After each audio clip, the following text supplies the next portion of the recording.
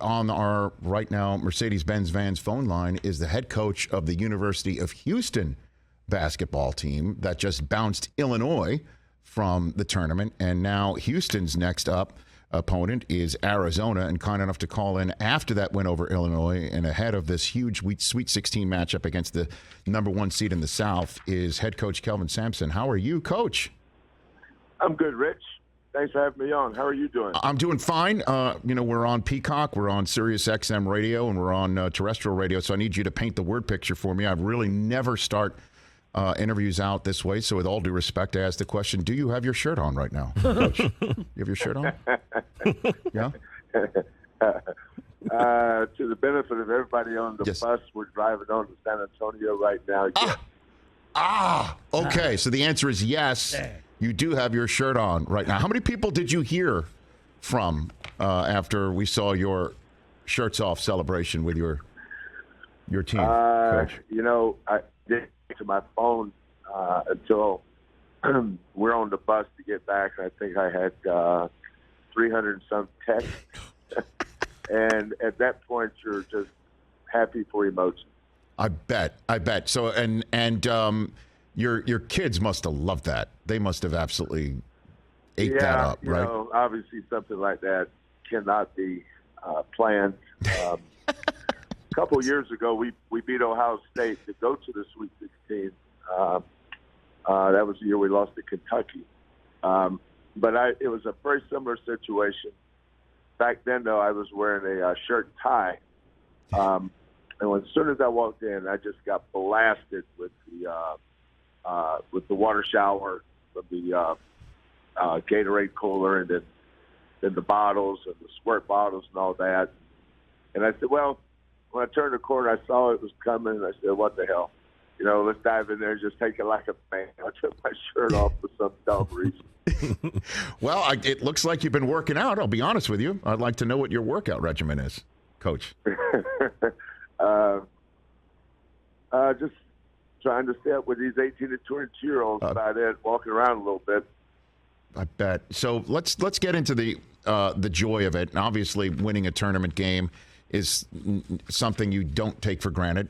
But your team went to the Final Four last year, and you lost two crucial members of that Final Four team due to injury in December.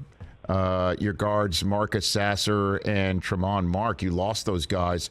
What was the feeling around your team in December when those guys went down, Coach?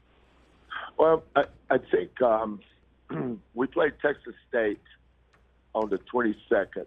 That morning, Tremont Mark, who had the huge play last year against Rutgers on our way to the Sweet 16, he had surgery for a torn labrum, and we knew he would be out 6 to 8 months. But that night, the game we played against Texas State, Marcus Sasser, who was clearly our best player, is having a great year, broke his foot, and I didn't find out until the next morning. We had 2 days, 2-day break for Christmas, the 23rd, 24th. We were coming back to practice the evening of the 25th. So when I got the news, my trainer called and said, "Coach, are you sitting down?" That's usually not what you want to hear. I said, "What?" I said, "Well, what is it?" He said, "Marcus fractured the metatarsal on his left foot." Then I said, "Well, what's the prognosis?" He said, "He's going to have surgery." And then, still holding out hope, I said, "Well, is he done for the year?" I just needed to hear it black and white. Mm. And I think from there, my mind just started racing. I know I just lost Tremont, now I've lost Marcus. That same game, Kyler Edwards had a grade 2 sprain of his left ankle. I knew we'd have him for a couple of weeks. So at that point, I was just counting bodies, Rich, to see how many we had. If we could, I had 3 guards left in the program. But, we just stayed in the moment. We talk about just be where your feet are. Our next game was at Temple. We tried to figure out how to beat Temple, and then each game by itself. Just every game became our season. We really couldn't plan ahead because we had to figure out how we're going to win the game. And I think that's important for kids to have something to believe in. What's the plan, Coach? You know, what do you want us to do? And as the head coach, you feel responsible for that. And we had Josh Carlton, the big kid that transferred from UConn, and we're fortunate to have Tajay Moore, the athletic kid that transferred from Cal State Bakersfield. We just gave everybody a new role and told them just be all conference in your role. If you do that, we'll be fine. And now here you are on the bus to San Antonio after winning 2 in your first go-round here in this tournament. So I imagine, when you're taking on Arizona, there might be a nice home court advantage potentially in that arena, Coach? Potentially. We play in a beautiful, newly remodeled Fertitta Center. I think our first game was in 2018, but it's a beautiful, beautiful arena. And so we're going to try to make the AT&T Center where the Spurs play Fertitta South. But, when the brackets came out, Rich, you kind of peek ahead a little bit. Okay, whoever comes out of this bracket will move to the regional finals, and that'll be in San Antonio. I said, well, that will be nice. Then I quickly went right back to Alabama, Birmingham. Right. But now that we're here, it's awesome. In some ways, for this team, everything we're doing is gravy in a lot of ways. Who would have ever thought would have make the tournament after we lost those 2 guys? This team's just been phenomenal. These are good players. Now, we're winning because we have good players. Now, we don't have a lot of them, but the ones we have, we fight fatigue, we fight foul trouble. But Kyler Edwards, Jamal Shedd, Tajay Moore, that's a really good backcourt. Fabian White Jr. has been phenomenal in his fifth year. He had ACL surgery and missed most of the year last year. Josh Carlton, we didn't know what to expect, but we thought he was a good player and that we could develop him. And he's been better than we imagined. Our bench is thin. It's young. We have 2 freshmen and a junior off the bench, but those kids play hard. I think that's what we do.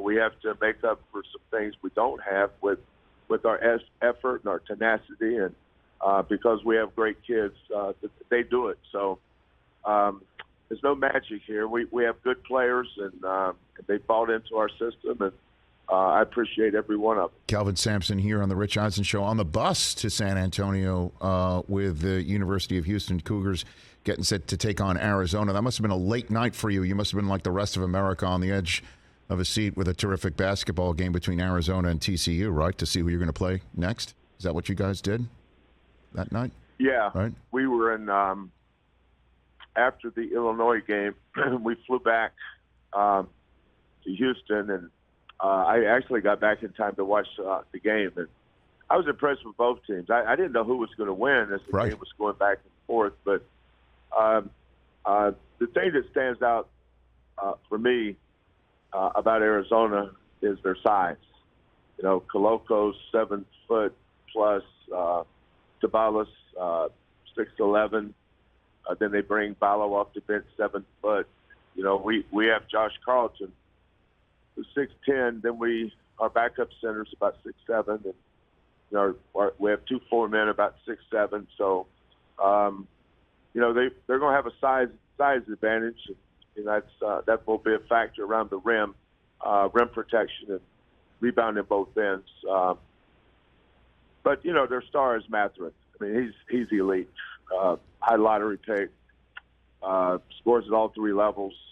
Takes over a game. He's got that clutch gene, as Tommy Lloyd said. And all their guards. I mean, that team is really well put together. I can't tell you how impressive a job that Tommy's done. This time last year as an assistant at Gonzaga. Now he's got a team that can win it. I mean, they can win it all. And he's got Jason Terry's kid. Does that make you feel old too, Coach?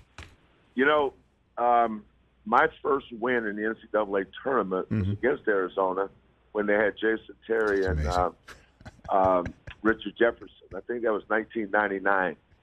So when I look out there and see Jason, Jason's kid, I guess, in some ways will have come full circle. Yeah, but that's when you take off your shirt and you're like, yeah, look at me now. That's, you know what I mean? Like, that's when you go full circle there. You know what I mean? Come on. Yeah, full circle. My wife asked me, did I think I was at a frat party or something? Well, what if you beat Arizona? What, you got a slip and slide? You're going to have that going on? Get that going on. Right? If we beat Arizona, I don't know what I'll do. I'll have to figure something out. Coach, thanks for the time. Have a safe rest of your bus trip. Really appreciate you calling into the show when you do, right in the middle of the tournament. I know you're on the bus, but that's when good moments can happen for you and your team and bonding. So I appreciate you taking some time to call. Thank you. Okay, thanks, Rich. Thanks for having me on. You got it. Good luck against Arizona. That's Kelvin Sampson. How about that? His first NCAA tournament win was against Arizona and Jason Terry, and now he's taking on Terry's kid in a Sweet 16 game. Life is wild. By the way, how crazy would that have been if it was Houston versus TCU in San Antonio in a Sweet 16? Right. How nuts would that have been? Home games for everybody. That would have been insane. Well, instead, it's Arizona. Hey, you watched all the way to the end. Thanks for that. Watch more right here.